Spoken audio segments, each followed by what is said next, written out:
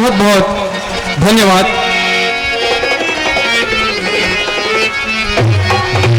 Hello, बोलिए माता कली कंकाली दाईना सेवा सेवा। समस्त दानदाताओं को बहुत बहुत धन्यवाद। और आगे ले चलता हूँ माता कली कंकाली की गाथा की ओर। तो अभी मैं बता रहा था कलियादाई की गाथा। तो जब से माता कली कंकाली का जन्म हुआ तब से चांदागढ़ की जो प्रजा है प्रतिदिन माता कली कंकाली दाई के दर्शन करने जाती थी और अपना जीवन को सफल बनाती थी और अपना जीवन बड़े आनंद और खुशियों के साथ बिता रही थी। इस प्रकार से धीरे धीरे समय बीतते जा रहा था। आगे क्या हुआ, अब आगे की सुनो कहानी, अब आगे की सुनो कहानी।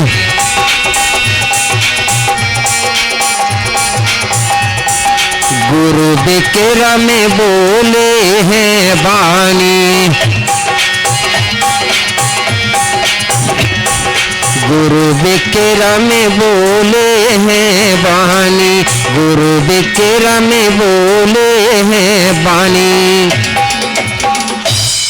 गुरु विक्रमदेव कहने लगे कुछ दिनों के बाद में जो कलिया बेटी है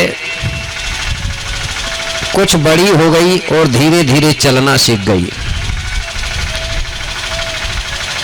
तो याद राहुल राजा जो है अपनी बिटिया कलिया को प्रतिदिन सुबह सुबह घुमाने के लिए, सैर कराने के लिए गांव से बाहर ले जाता था। पहले के जो हमारे पुरखा पूर्वज थे वो अपने बेटा बेटियों को सुबह सुबह घुमाने के लिए घर से बाहर ले जाया करते थे, क्योंकि वो आदत डालते थे हमारे छोटे छोटे बच्चों में सुबह सुबह घूमने की। क्यों कि हमारे पूर्वज ये जानते थे कि सुबह सुबह की जो हवा होती है वो 1000 रुपए की दवा के बराबर होती है।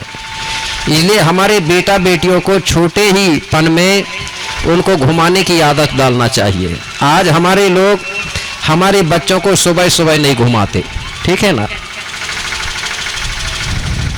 मैंने देखा हूँ आज के हमारे लोग बच्चों को घुमाते हैं कि नहीं घुमाते सुबह सुबह, लेकिन कुत्तों को जरूर घुमाते हैं। शहरों में घुमाते हैं ना।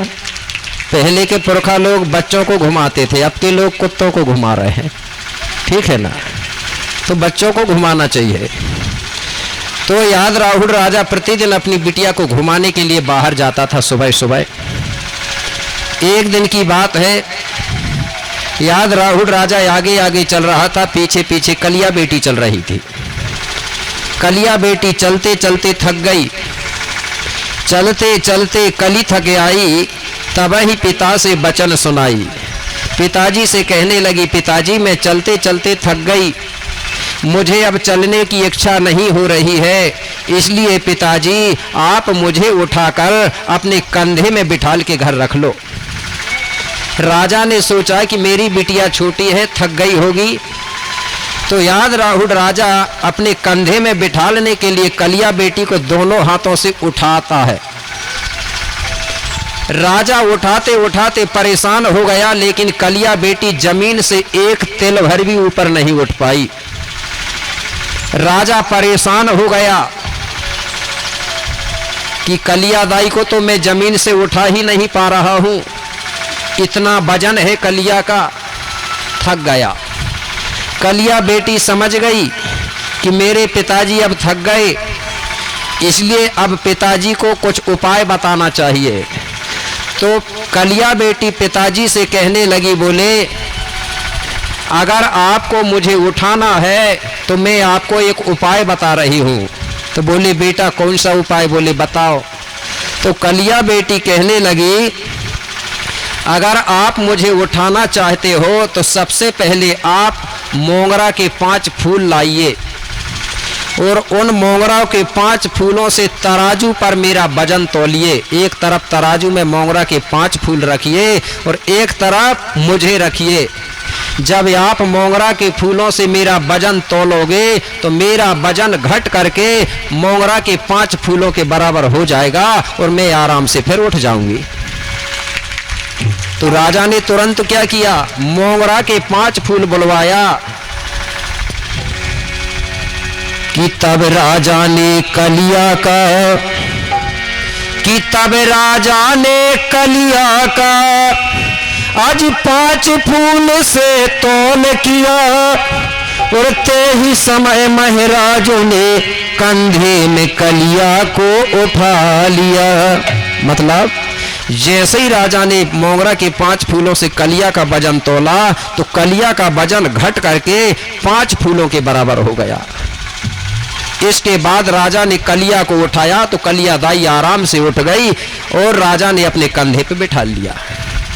अब कलिया दाई कंधे में बैठ गई और राजा से कहने लगी, जिस दिन मेरा वजन अगर 5 फूलों से अगर बढ़ जाएगा तो समझ जाना कि तुम्हारी कलिया बेटी सज्ञान हो गई। कब? जब 5 फूलों से मेरा वजन बढ़ जाएगा तब। और जब मैं सज्ञान हो जाऊंगी, जब मेरा वजन बढ़ जाएगा तो मैं तुम्हारे घर छोड़ करके बाहर कहीं भी चली जाऊंगी, तुम्हारे घर में नहीं रहूंगी। राजा को बड़ा दुख हुआ कि जब मेरी बेटी का वजन बढ़ेगा तो ये सज्ञान हो जाएगी और मेरा घर भी छोड़ के चली जाएगी। राजा को बड़ा दुख हुआ। अब राजा कंधे में बिठाल के कलिया को घर के तरफ वापिस आ रहा है और वापिस आते हुए मन ही मन में कलिया बेटी के नाम पे गीत बना लिया और गुनगुनाते हुए चला आ रहा है। पहले के जो पूर्वज होते थे वो अपने बेटा बेटी के नाम से गीत बना के गुनगुनाते रहते थे, उनको खिलाते रहते थे, झूला झुलाते रहते थे। तो राजा ने भी अपनी बेटी के नाम पे एक गीत बना लिया और गाते हुए चला आ रहा है। कैसे? वो बोला, मोरी बिटिया है कलिया नादान, मेरी बिटिया जो है नादान है, छोटी है, भोली भाली है। मोरी बिटिया है कलिया नादान, नजर कोई मारे ना। मोरी बिटिया है कलिया नादान, नजर कोई मारे ना।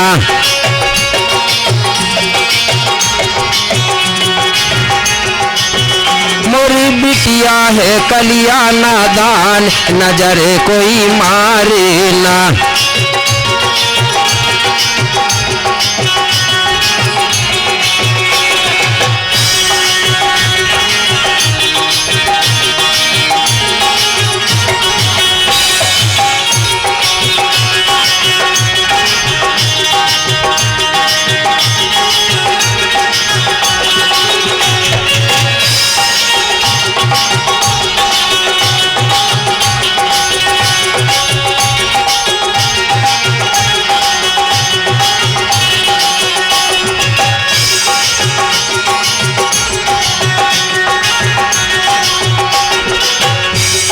और क्या बोला राजा,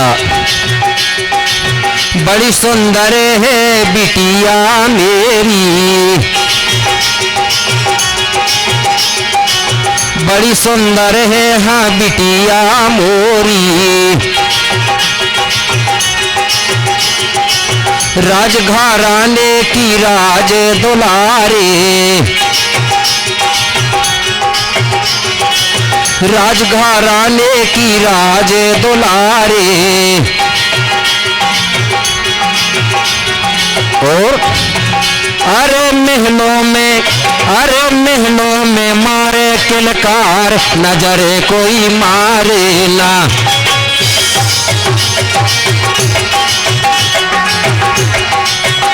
अरे महलों में मारे किलकार, नजरे कोई मारे ना।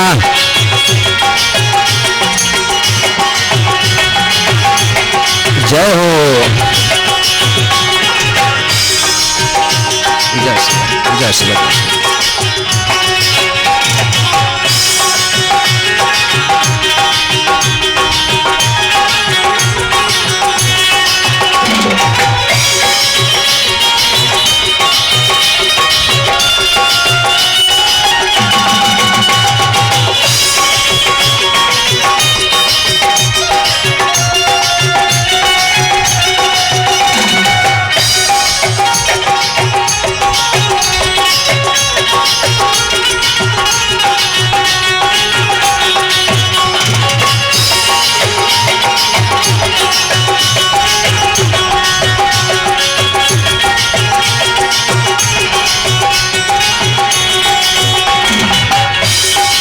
तो राजा क्या बोला, चांदागढ़ में जना में लई है, चांदागढ़ में हाँ जना में लई है, महलों में खुशियां छाई है, महलों में खुशियां छाई है। और अरे सुंदर सी बिटिया सुकुमार, नजरे कोई मारे ना,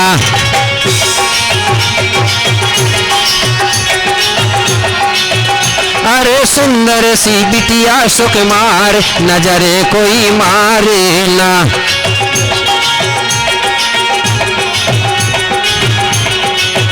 मोरी बिटिया है कलिया नादान, नजरे कोई मारे ना, नजरे कोई मारे ना।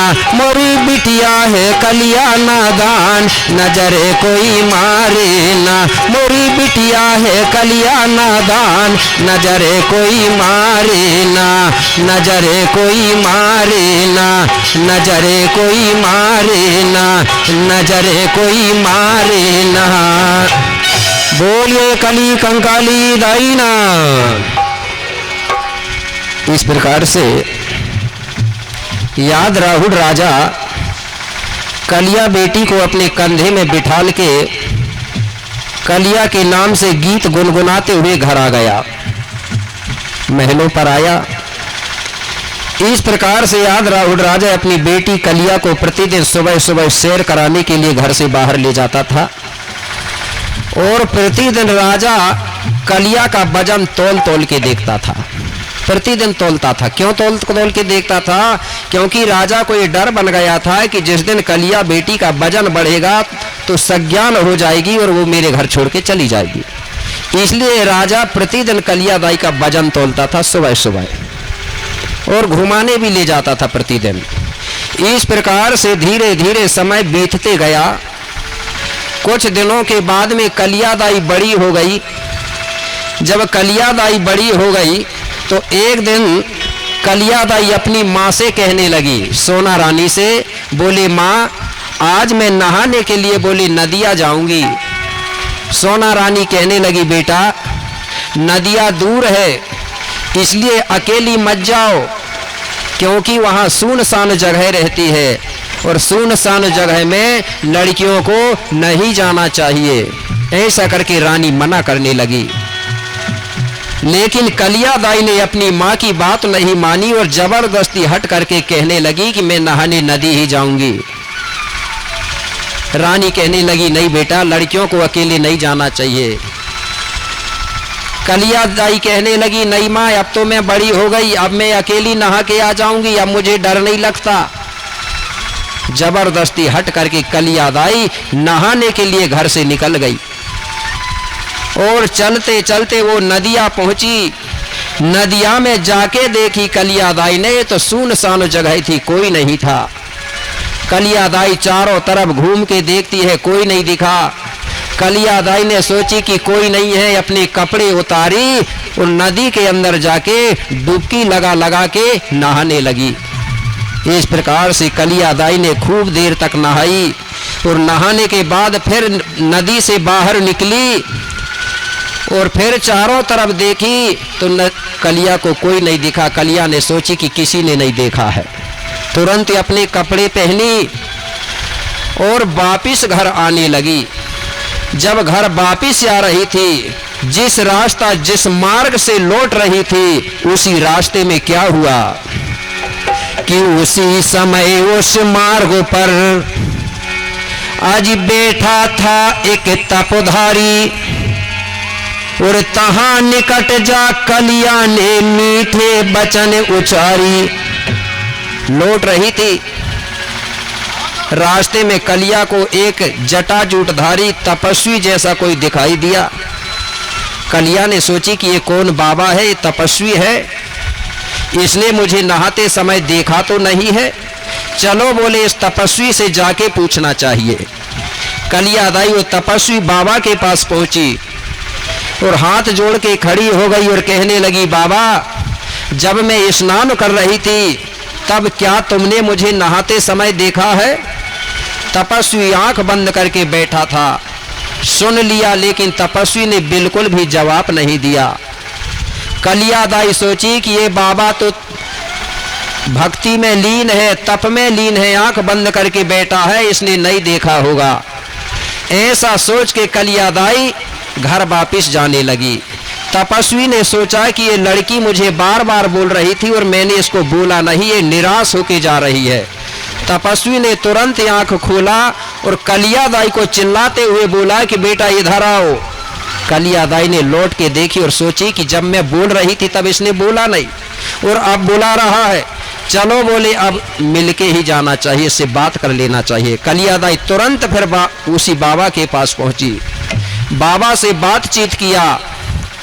उसके बाद बाबा ने क्या किया,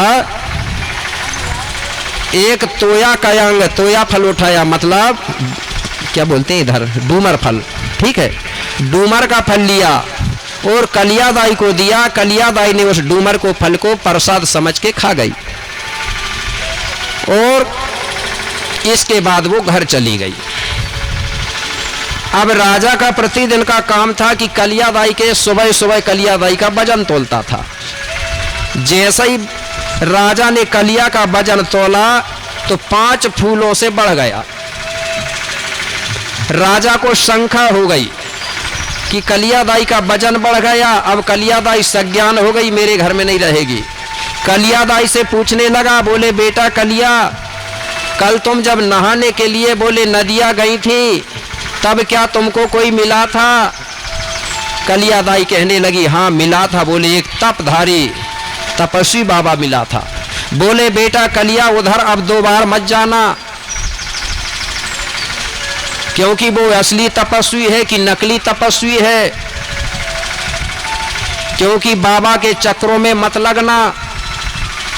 कलिया दाई कहने लगी, पिताजी वो बाबा जो है सतधारी बाबा है, उसके बारे में आप गलत मत सोचिए, गलत मत बोलिए। मैं आज भी जाऊंगी नहाने और उस बाबा से मिलूंगी। पिताजी ने बार बार मना किया, लेकिन कलिया ने बिल्कुल भी नहीं मानी और दूसरे दिन फिर पहुंच गई, स्नान किया और वो तपस्वी के पास फिर पहुंची। तो तपस्वी ने दूसरे दिन डूमर के 2 फल दिया। इस प्रकार से कलिया दाई 7 दिन तक गई वो तपस्वी के पास। कितने दिन तक? 7 दिन तक। तो पहले दिन 1 फल दिया बाबा ने, दूसरे दिन 2, तीसरे दिन 3, चौथे दिन 4, 5वें दिन 5, 6वें दिन 6, 7वें दिन 7। तो कलिया दाई ने 7 दिन में वो बाबा के पास से 28 फल खा गई। कितने खा फल? पहले दिन 1 दिया, दूसरे दिन 2 दिया तो हो गए 3, तीसरे दिन गई तो 3 दिए तो हो गए 6, ऐसा करके जोड़ते हैं तो 28 फल हो गए। और कलिया दाई का पहले वजन कितना था? 5 फूलों के बराबर। 28 फल ए और 5 वो, 28 और 5 कितने हो गए? 33। कलिया दाई का वजन बढ़ गया। क्यों बढ़ गया? वो तपस्वी के पास जाती थी और फल खाती थी प्रसाद के रूप में, और वो तपस्वी का नाम है सूका आसरा, नाम लिखना तो लिख लो, सूका आसरा था वो।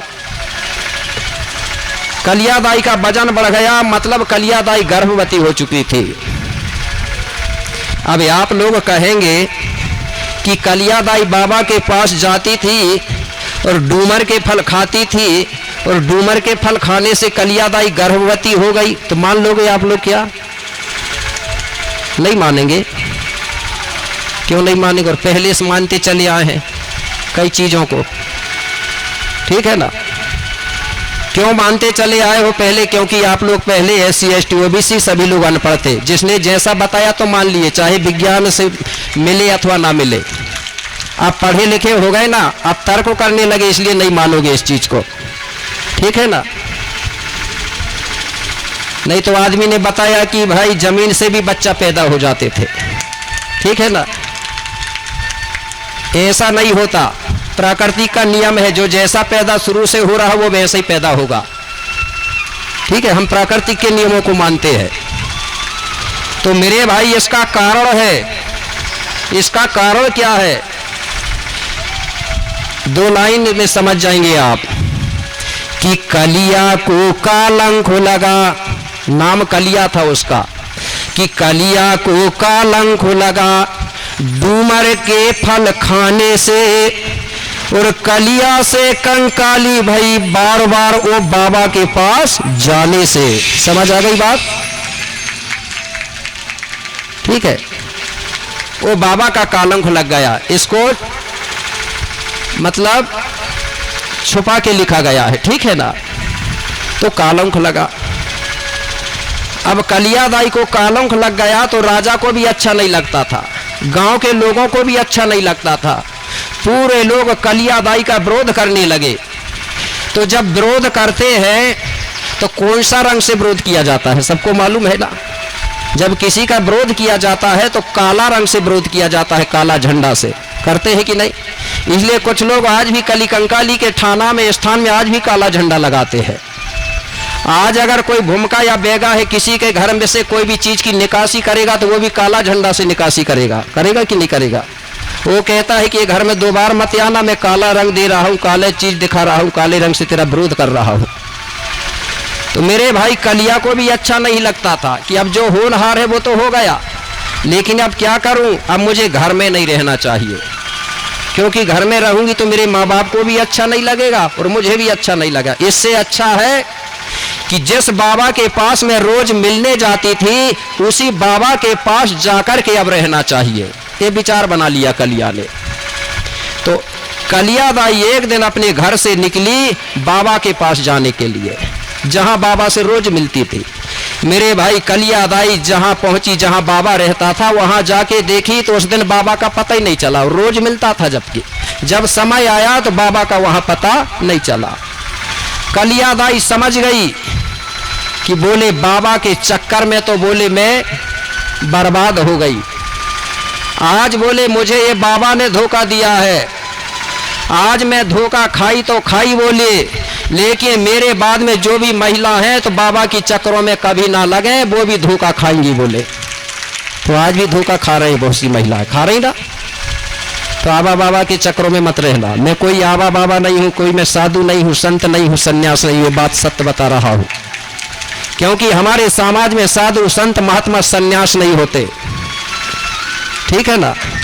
नहीं तो आप कहो कि यार ये भी कोई संत है, मैं संत महात्मा नहीं हूं, पहले ही से बता रहा हूं। मैं कोई भगवान नहीं हूं, मैं तो एक अपनी संस्कृति का प्रचार करने वाला भूमिका गुरु हूं, ठीक है ना। तो कलियादाई सोचने लगी कि अब बाबा भी नहीं मिला, अब क्या करूं, कहां जाऊं। अब कलियादाई सोचने लगी कि जिस नदी में मैं नहाने जाती थी उसी नदी में जाके कूद के डूब के मर जाना चाहिए, अब जिंदा नहीं रहना चाहिए। वहां से कलियादाई निकली और जिस नदी में नहाने जाती थी उसी नदी के किनारे पहुंची और एक पत्थर के ऊपर चढ़ी और उस पत्थर से एक छलांग लगाई और उस नदी में कूद गई। जैसे ही नदी में कूदी तो कलियादाई के शरीर में पानी समाने लगा, दम घुटने लगा, कलियादाई तड़पने लगी। कलियादाई कहने लगी मैं तो सोच रही थी कि मरना सरल है, लेकिन सरल नहीं है बोले, बहुत तड़पना पड़ता है बोले। अब मरना नहीं चाहिए, अब नदी से बाहर निकल जाना चाहिए। कलियादाई तुरंत नदी से बाहर निकली और सोचने लगी कि अब कहाँ जाऊं। बोले कोई जंगल में जाके रहना चाहिए।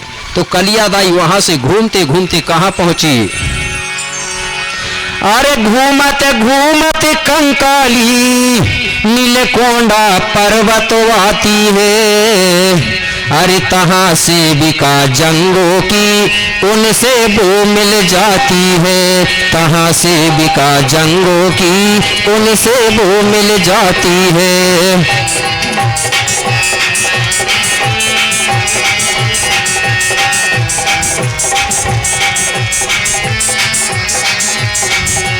घूमत घूमत कंकाली नीलकोंडा पर्वत आती है,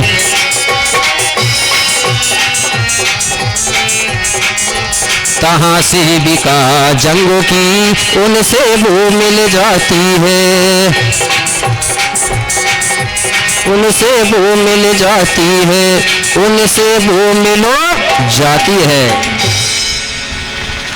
तो कली कंकालीदाई घूमते घूमते कहाँ पहुंची, नीलकोंडा पर्वत।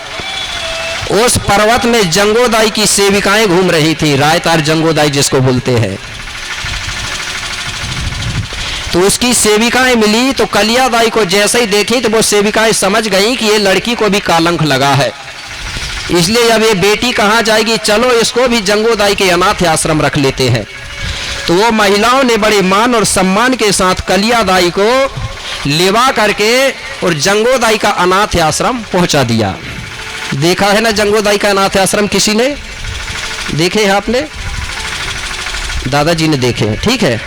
आज भी अनाथ आश्रम बताया जाता है कि ये भारत की धरती में सबसे पहले अनाथ आश्रम बनाने वाली वही रायतार जंगोदाई है। उसके पहले कोई अनाथ आश्रम नहीं थे, ये रायतार जंगोदाई है। इसी की देख के पर सब लोगों ने अनाथ आश्रम बनाना चालू किए। वहां पहुंची कलियादाई तो जंगोदाई कहने लगी, बेटा तुम यही रहना, तुम्हारा जो भी बच्चा होगा तो यही उसका पालन पोषण होगा। अब जो होनहार था हो गया, अब कहाँ जाएगी? जंगोदाई ने अपने आश्रम में कलियादाई को अपना लिया, वहीं कलियादाई रहने लगी। तो मेरे भाई जो कलियादाई है, कलिया को कालंक लगा तो हम लोगों ने कंकाली बोला, ठीक है ना। कलियादाई ही कंकाली दाई बनी। आज जो महिला को कालंक लगता है उसी को कंकाली बोला जाता है। तो रायतार जंगोदाई के आश्रम में एक कंकाली नहीं थी,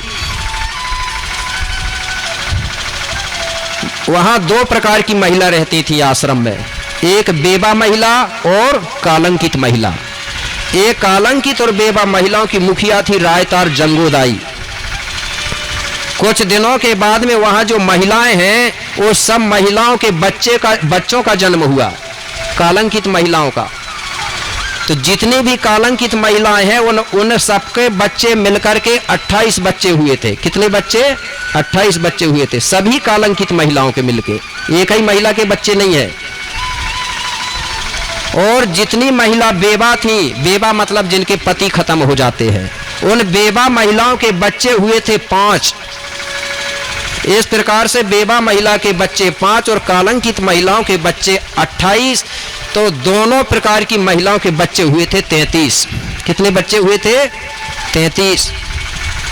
इन्हीं बच्चों को कहा जाता था अलाम और कलाम।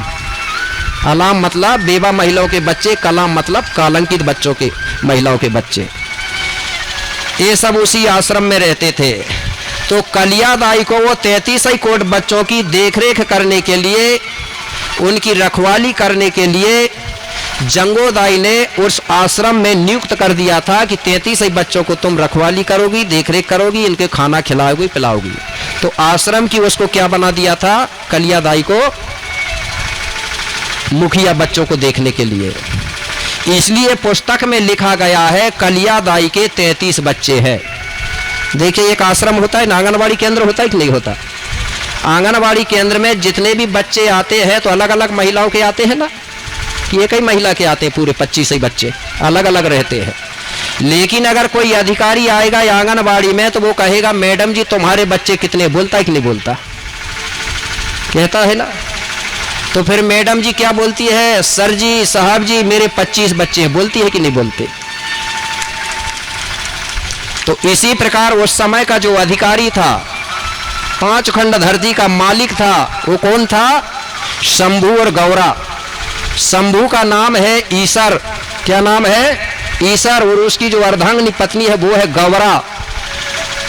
इसको पद मिला था शंभू का। शंभू का मतलब समझते हैं ना? शंभू का मतलब होता है, स आने होता है गोंडी में संयुग, संयुग आने होता है 5, और भू आने होती है धरती। तो शंभू का हिंदी में अनुवाद हुआ 5 खंड धरती, और शेख आने होता है स्वामी, मालिक या राजा। तो शंभू शेख का हिंदी में हुआ 5 खंड धरती का मालिक। जब बाबा शंभू का राज्य चलता था तो 14 वर्ष का राज्य होता था, आज का 5 वर्ष का होता है, ठीक है। तो उस समय शंभू गौरा कभी कभी वो आश्रम घूमने जाते थे देखने। तो शंभू की जो भाषा थी वो खड़ी चलती थी। तो शंभू जब जाता था तो पूछता था कलियादाई तुम्हारे बच्चे कितने हैं। ये नहीं कहता था कि कलियादाई तुम्हारे आश्रम में कितने बच्चे हैं, वो सीधा पूछता था कि तुम्हारे बच्चे कितने हैं। तो कलियादाई कहती थी, बोले बाबा मेरे 33 बच्चे हैं। इसलिए पुस्तक में 33 बच्चे डाल दिया गया। ठीक है। अब धीरे धीरे समय बीतते गया। कलियादाई 33 बच्चों को रोज नहलाती थी, खाना खिलाती थी, रखवाली करती थी। एक दिन 33 बच्चे कलियादाई को परेशान कर रहे थे। कलियादाई कहने लगी कि बेटा बोले तुम एक काम करो, आश्रम से दूर जाओ बोले खेलने के लिए, शाम को आना बोले खेल के, नहीं तो मैं खाना नहीं दूंगी बोले शाम को। 33 बच्चे खेलने के लिए आश्रम से दूर चले गए। खेलते खेलते बच्चों को याद नहीं रहा। धीरे धीरे दिन डूब गया, अंधेरी हो गई। बच्चे लोग अंधेरी के कारण रास्ता भटक गए, आश्रम नहीं आ पाए, वही जंगल में भटक गए। रात भर कलिया रास्ता देखते रही, लेकिन बच्चे रात भर नहीं आए। कलियादाई भी रात भर नहीं सोई। जैसा ही सुबह हुआ तो कलियादाई जो आश्रम में और महिला थी जंगोदाई, उनसे कहने लगी कल मेरे बच्चे बोले पता नहीं कहाँ चले गए, खेलते खेलते रात भर नहीं आए, मैं रात भर नहीं सोई बोले। इसलिए बोले तुम सब आश्रम में रहना, मैं अपने बच्चों को ढूंढ के लाती हूँ। कलियादाई अपने बच्चों को ढूंढने के लिए जंगल की तरफ चली गई। कलियादाई ढूंढते ढूंढते परेशान हो गई। मेरे भाई 2 दिन हो गए लेकिन बच्चे नहीं मिले। कलियादाई ने जंगल में ही संकल्प कर लिया कि जब तक मुझे बच्चे नहीं मिलेंगे तब तक मैं आश्रम वापिस नहीं जाऊंगी। कलियादाई नहीं आई। 2 दिन के बाद में तीसरे दिन शंभू गौरा भ्रमण करते हुए घूमते हुए वो आश्रम पहुंचे। आश्रम में जाके देखे तो बच्चे नहीं दिखे। तो जंगोदाई से कहने लगे, बोले जंगो 33 बच्चे कहाँ हैं, आज दिख नहीं रहे हैं। तो जंगोदाई कहने लगी बाबा आज बोले 3 दिन हो गए बच्चों की पता नहीं है, और उन्हीं की जो माँ है कलियादाई उनको ढूंढने गई है बोले, उसका भी पता नहीं है, पता नहीं कहाँ भटक गए बोले। तो शंभू बाबा कहने लगा गौरा से, बोले गौरा दाई तुम यही जंगों के साथ आश्रम में रहना, उन बच्चों को ढूंढने में जा रहा हूँ। बोले ठीक है जाओ। तो गौरा दाई को आश्रम में छोड़ा और बाबा शंभू बच्चों को ढूंढने के लिए जंगल चला गया। तो बाबा शंभू ने 33 बच्चों को जंगल में ढूंढ लिया, लेकिन कलियादाई नहीं मिली, पता ही नहीं चला कलियादाई का। शंभू सोचने लगा कि पहले बच्चों को आश्रम पहुंचा दूं, उसके बाद में कलिया को बाद में ढूंढ लेंगे। तो बाबा शंभू ने बच्चों को लेके आश्रम पहुंचा। 3 दिन हो गए थे बच्चे भूखे प्यासे। गौरादाई से कहने लगा बाबा शंभू, बोले गौरा, बोले जंगोदाई तुम सब मिलके इन बच्चों के लिए सबसे पहले भोजन बनाओ बोले, और इनको भोजन खिलाओ। बोले ठीक है। तो जंगोदाई गौरादाई सब ने मिलकर के बच्चों के लिए भोजन बनाया और बच्चों को भोजन खिलाई। अब बच्चों ने भोजन खाया और गौरा के पास जाके कहने लगे गौरादाई, बोले हमारी जो कलियादाई थी वो हमको खाना खाने के बाद हम सबको दूध पिलाती थी बोले, तो हमारी आदत बन गई है बोले, जब तक हम दूध नहीं पीते तो हमारी इच्छा पूरी नहीं होती बोले, इसलिए आप एक काम करो हम सब बच्चों को थोड़ा थोड़ा दूध और पिला दो बोले। गौरादाई कहने लगी बेटा मेरे पास दूध की व्यवस्था नहीं है, मैं आपको दूध नहीं पिला सकती। बच्चे कहने लगे नहीं माँ, जब तक हम दूध नहीं पिएंगे तो हम मानेंगे नहीं, आप कहीं से भी दूध लाइए और हमको पिलाइए। गौरादाई ने सोची कि यार ये मानने वाले नहीं है, चलो बेटा कोई बात नहीं बोले, तुम थोड़ी देर यहीं रुकना, मैं अभी दूध लेके आती हूँ। गौरादाई नदी के किनारे गई, बरगद से थोड़ा सा दूध निकाली और उस दूध को लेके आई और पानी में मिला के घोल दिया, पूरा पानी सफ़ेद हो गया। जैसा ही पानी सफ़ेद हुआ, दूध जैसा लगने लगा, उसी सफ़ेद पानी को गौरादाई ने बच्चों को दिया। बच्चों ने देखा तो बड़े प्रसन्न हुए क्योंकि देखने में दूध जैसा लगा। एक बच्चे ने पी के देखा और कहने लगा कि बोले अरे ये देखने में दूध जैसा लग रहा है, पीने में बोले पानी जैसा लग रहा है, बोले ये असली दूध नहीं है, बोले नकली दूध पिला रही है बोले गौरादाई हमको। बोले माँ हमारी कलियादाई हमको असली दूध पिलाती थी, तुम नकली पिला रही हो। बोले हम नहीं पीते बोले। सब बच्चों ने एक एक घूंट पी के देखा और फेंक दिया और पूरे बच्चे मचल गए, परेशान करने लगे हमको असली दूध चाहिए, असली दूध चाहिए। गौरा कहने लगी बोले बेटा मेरे पास जो जैसा दूध था वो मैंने दे दिया, मेरे पास अब कोई असली दूध नहीं है। एक बच्चा कहने लगा माँ असली दूध है? बोले मैं बताऊं? बोले तो बोले बता। कान के किनारे जाके एक बच्चा कहने लगा माँ ये सब बच्चों को छोड़ दो बोले, और मुझे अकेले बोले आप अपना दूध पिला दो बोले। गौरा दाई कहने लगी ठीक है कोई बात नहीं। एक बच्चे को गोदी में लिया और उसको दूध पिलाने लगी। दूसरा बच्चा खड़ा होके देख रहा था, वो कहने लगा माँ उसने पी लिया बोले, अब उसको अलग करो बोले, अब मुझे पिलाओ बोले। गौरा दाई ने उसको अलग करी और दूसरे बच्चे को गोदी में लिया और उसको पिलाने लगी। 2-3 घूंट पिया उसने, और तीसरा बच्चा कहने लगा माँ उसने भी पी लिया, अब मुझे पिलाओ। अब गौरा दाई एक एक को पिलाते जा रही है और दूसरे को लेते जा रही है। सब बच्चे खड़े हो गए, लाइन लगा लिए। बोले सब खड़े हो जाओ, लाइन लगा लो बोले, सबका नंबर लगेगा। लेकिन मेरे भाई 33 बच्चे थे, देर हो रही थी। एक बच्चा कहने लगा माँ एक एक को पिलाने में देर हो रही है बोले। तो बोले क्या करूं? बोले 2-2 को पिलाओ तो थोड़ा जल्दी होगा बोले। मेरे भाई अब गौरा दाई 2-2 को पिला रही है, फिर भी लाइन नहीं लग पाया कई बच्चों का। कुछ बच्चे कहने लगे ऐसे में काम चलने वाला नहीं है, जिसको पीना है तो पियो बोले। मेरे भाई एक दूसरे बच्चे एक दूसरे के पैर पकड़ के खींचने लगे और दूध पीने लगे। गौरा दाई परेशान हो गई। बाबा शंभू दूर से देख रहा था।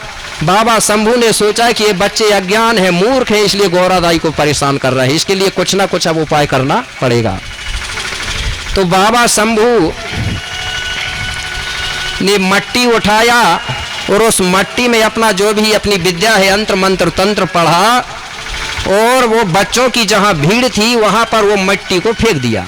जैसे ही मिट्टी को फेंका तो बच्चों की भीड़ में एक माया से जादू, जिसको मतलब का, उससे एक घोरपड़ नाम का जानवर बन गया। घोरपड़ जानते हैं ना? घोरपड़ जानते हैं? गुइया, गुइया बोलते हैं, बोल रहे हैं। वो जो कहीं अगर कोई कहीं घुस जाए ना तो उसके पूंछ पकड़ के खींचते हैं ना तो खींच नहीं पाते, इतना ताकतवर होता। ठीक है, वो जानवर बन गया घोरपड़। घोरपड़ जब बन गया उसके बीच में, तो बाबा शंभू चिल्लाते हुए बोले बेटा बेटा, बोले तुम्हारे बीच में क्या बैठा है देखो बोले। बच्चों ने जैसे ही देखे तो ताली बजाने लगे, मजा आ गया उनको। जैसे ही ताली बजाए तो घोरपड़ उठ करके भागने लगा। जैसे ही भागने लगा तो शंभू बोला अरे बोले बेटा भागने मत दो बोले, दौड़ो दौड़ो पकड़ो पकड़ो बोले। मेरे भाई बच्चों ने दूध पीना छोड़ दिया और उसी को पकड़ने के लिए पीछे दौड़ पड़े। उनके पीछे बाबा शंभू भी दौड़ा। अब घोरपड़ भागते भागते भागते और उसके पीछे से बच्चे, उसके पीछे से शंभू। तो घोरपड़ भागते भागते जो कछारगढ़ की जो बड़ी गुफा है उसी गुफा के अंदर घुस गया। बच्चे भी गए और कहने लगे यहीं घुसा है बोले, चलो अपन भी घुसते हैं बोले। मेरे भाई उसके पीछे से 33 बच्चे भी उसके पीछे, सब गुफा के अंदर। पीछे से बाबा शंभू गया और सोचा कि ये बच्चे अज्ञान है, मूर्ख है, ये गौरा को परेशान कर रहे थे, इसलिए एक काम करो इनको 12 साल के लिए यहीं बंद कर दो और इनके लिए कोई गुरु ढूंढूंगा, तब वो गुरु निकालेगा, इनको पढ़ाएगा लिखाएगा, तब ये ज्ञानवान होंगे। नहीं तो बोले आज तो गौरा को परेशान कर रहे थे, आगे चल के धरती में रहने वाले समस्त जीव प्राणियों को भी ये परेशान करेंगे बोले, क्योंकि इनको ज्ञान नहीं है बोले। तो बाबा शंभू ने एक बहुत बड़ा पत्थर लाया और गुफा के दरवाजा में पत्थर रख दिया और बच्चों को बंद कर दिया 12 वर्ष के लिए। अब क्या करूं बोले। अब वापिस आने लगा। कुछ दूरी में एक बरगद का पेड़ लगा था, उसमें एक गिद्ध रहता था। उसके पास पहुंचा बाबा शंभू और गिद्ध से बोला गिद्धराज, मैंने उस गुफा में 33 कोट बच्चों को बंद कर दिया हूं, आप लोग उन बच्चों की देखरेख करना, उनकी चौकीदारी करना। ऐसा करके गिद्धराज को एक चौकीदार बना करके बाबा शंभू वापिस आ गया। वापिस आने के बाद जंगोदाई से कहा, गौरादाई से बोले मैंने 33 बच्चों को बोले गुफा में 12 वर्ष के लिए बंद कर दिया बोले, अब उनके लिए कोई अच्छा गुरु ढूंढना है बोले अपनों को। वो गुरु उनको निकालेगा, पढ़ाएगा लिखाएगा, शिक्षा दीक्षा देगा तो वो ज्ञानवान हो जाएंगे और ये धरती में रहने वाले समस्त जीव प्राणियों की सेवा करेंगे बोले। वो बोले ठीक है। अच्छा बोले ये तो बताओ गौरादाई, कलियादाई लौट के जंगल से आई का नहीं बोले। अरे बोले बाबा उसकी तो अभी तक भी पता नहीं है। तो बोले एक काम करो जंगो, तुम जाओ बोले जंगल में जाके पता बता दो बोले कलियादाई को, तुम्हारे बच्चे मिल गए वापिस आ जाओ करके बोले। तो जंगोदाई कहने लगी ठीक है बोले मैं जाती हूँ, कलिया को लेके आती हूँ। जंगोदाई खबर देने के लिए जंगल गई।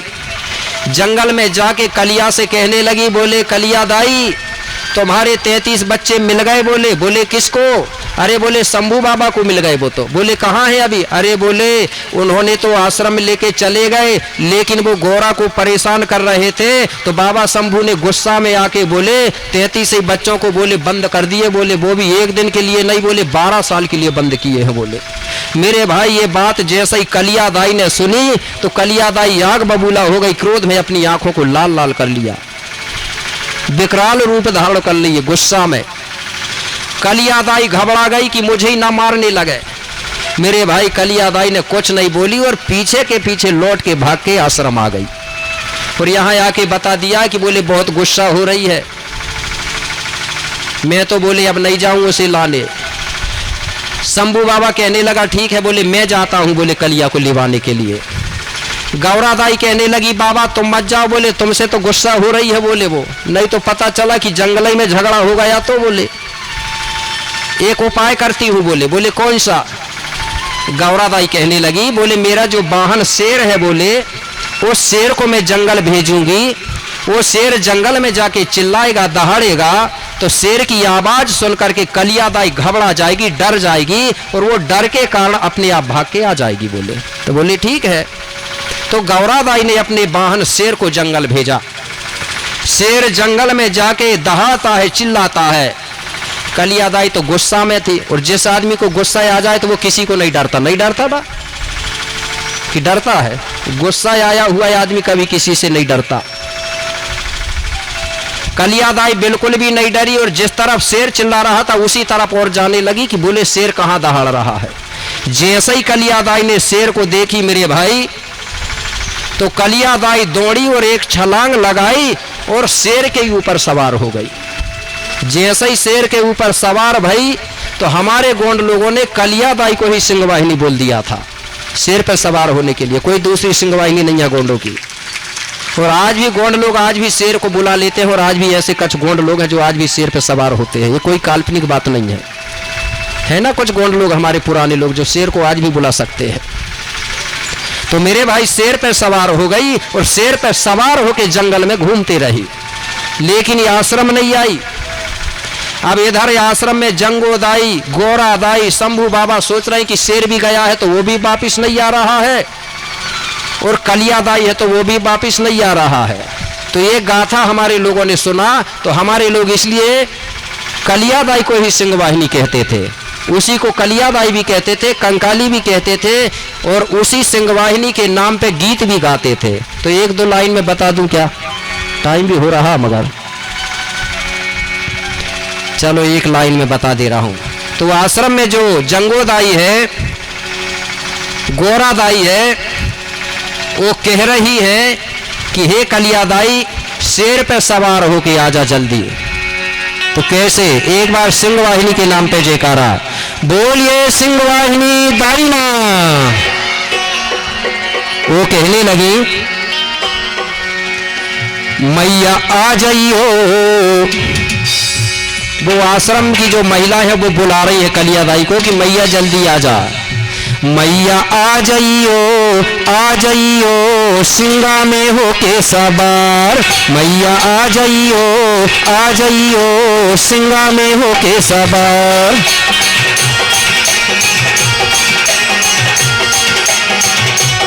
मैया आ जाइयो सिंगा में होके सवार।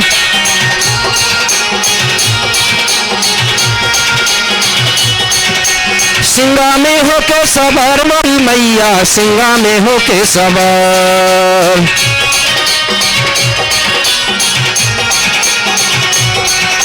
सिंगा में होके सवार मोरी मैया, सिंगा में होके सवार।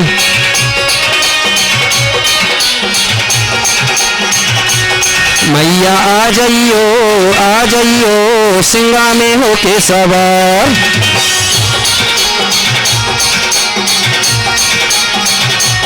मैया आ जाइयो सिंगा में होके सवार।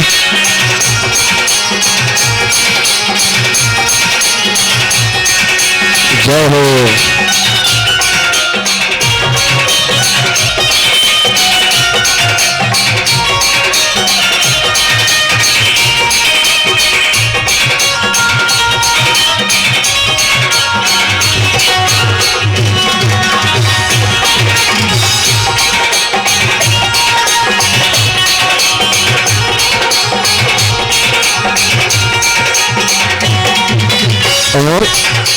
पाने सुपारी ध्वजा नारियलों ले तेरे द्वार खड़े हैं।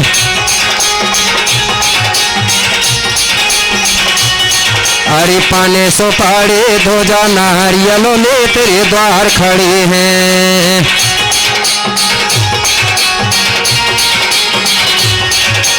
अब तो मैया दर्शन दे दे हो, अब तो मैया जल्दी आ जा, आके शरण पड़े हैं मैया। आ जाइयो सिंगा में होके सवार।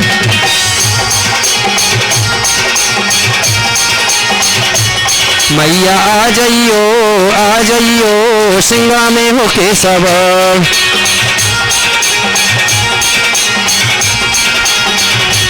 मैया आ जाइयो सिंगा में होके सवार।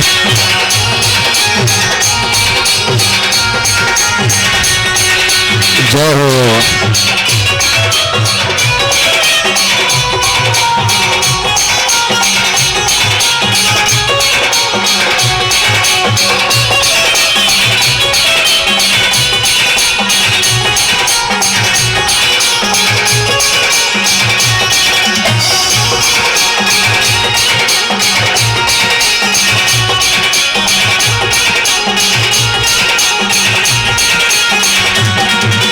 और अरे नहीं मांगते धन और दौलत, नहीं मांगे मई सोना।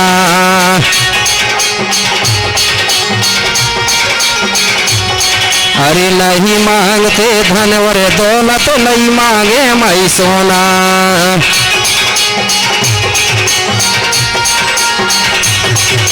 हम तो मांगे माँ तेरे दिल का हो, हम तो मांगे माँ तेरे दिल का एक छोटा सा कोना। मैया आ जाइयो सिंगा में होके सवार।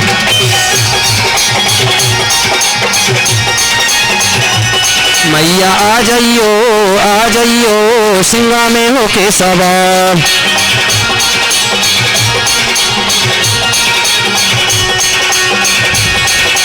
सिंगा में होके सवार मेरी मैया, सिंगा में होके सवार।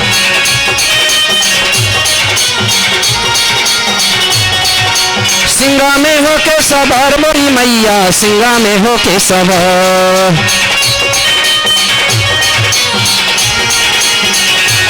मैया आ जाइयो सिंगा में होके सवार।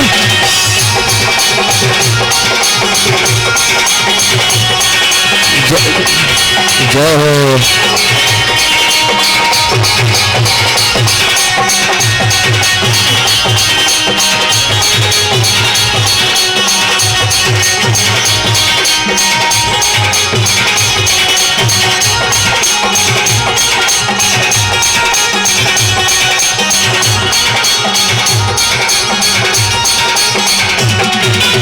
इस प्रकार से बार बार शंभो गौरा जंगोदाई कलियादाई को पुकारते हैं, लेकिन कलियादाई नहीं पहुंची तो गौरादाई कहने लगी कि बोले कलिया तुमने कहाँ देर लगा दिया। कैसे? अरे कहाँ लगा दई देर मोरी मैया, कहाँ लगा दई देर। कहाँ लगा दई देर मोरी मैया, कहाँ लगा दई देर।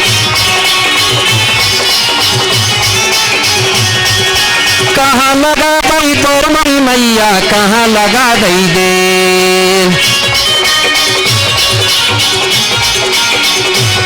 अरे कहाँ लगा दई देर मोरी मैया, कहाँ लगा दई देर।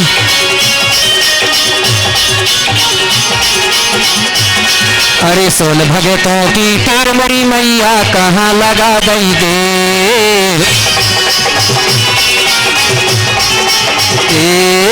सोन भगतों की टेर मोरी मैया, कहाँ लगा दई देर। सोन भगतों की टेर मोरी मैया, कहाँ लगा दई देर।